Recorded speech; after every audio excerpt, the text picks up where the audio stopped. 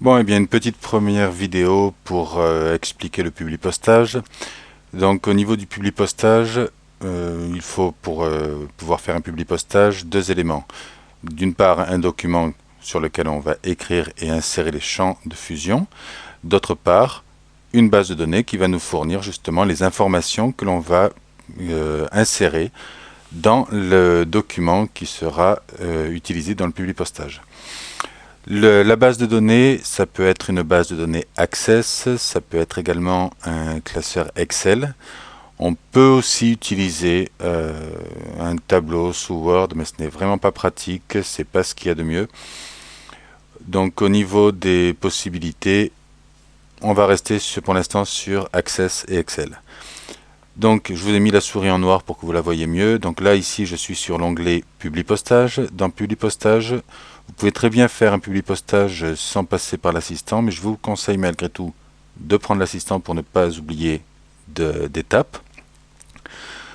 Donc là ici on nous demande de sélectionner le type de document. Alors on va faire une lettre, on pourrait également faire un message électronique, mais cela suppose que le logiciel Outlook est synchronisé avec le logiciel Word. Or, dans le lycée, ce n'est absolument pas le cas, donc on va s'en passer. Enveloppe, on va sélectionner le format d'enveloppe et cela nous fait les enveloppes directement. Étiquette, cela va reporter plusieurs fois sur une même page les données pour que ce soit imprimable sur des étiquettes. Répertoire, c'est une option qu'on n'utilisera pas. Document de base, donc on sélectionne le document actuel. On pourrait très bien également prendre un modèle ou utiliser un autre document que l'on avait déjà utilisé auparavant. La sélection des destinataires, donc on va aller dans Parcourir. La plupart du temps pour vous, ça va être dans les informations, donc dans les documents qui sont placés en fait sur les documents réseau. Donc le principe en fait c'est de retrouver le document que l'on a utilisé pour faire la base de données dans laquelle se trouvent les informations. À partir de là, on sélectionne la feuille qui nous intéresse. Attention à ça, il y a une petite case à cocher. Cette case, en fait, il vaut mieux qu'elle soit cochée. La première ligne de données contient les en-têtes des colonnes, ce qui nous permettra de repérer les champs qui vont nous servir à faire la fusion publipostage. On fait OK, il va nous proposer donc les différents enregistrements présents dans la base de données. On sélectionne tout, on fait OK, et à partir de là, on peut commencer à écrire la lettre. Donc quand on écrit une lettre sous forme de publipostage, on écrit tout de manière classique. Donc on va écrire Aix-en-Provence. Pardon. Décidément, j'arrive pas à écrire.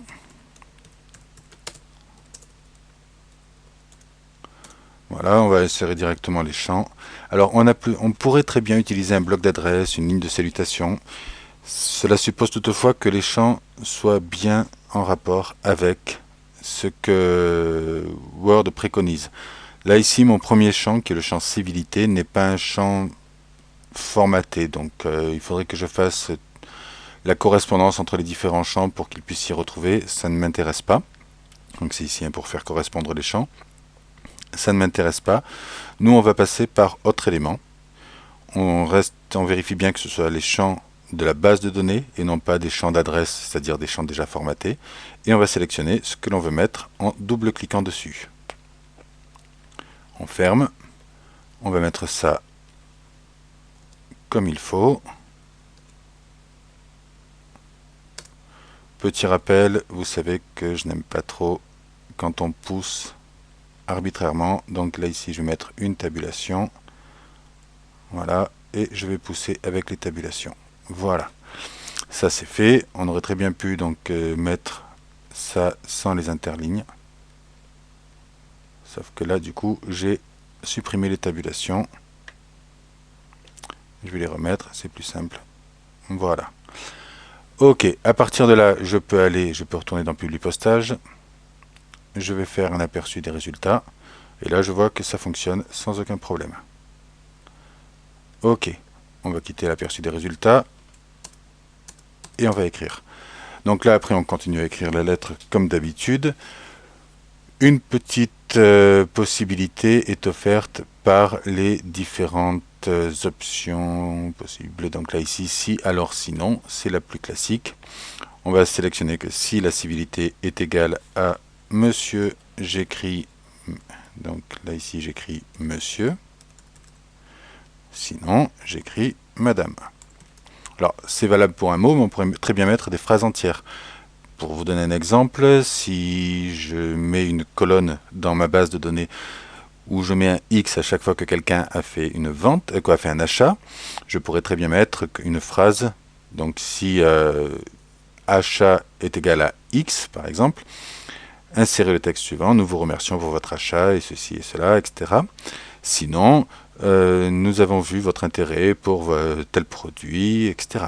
Voilà, donc en fait on adapte en fonction des besoins.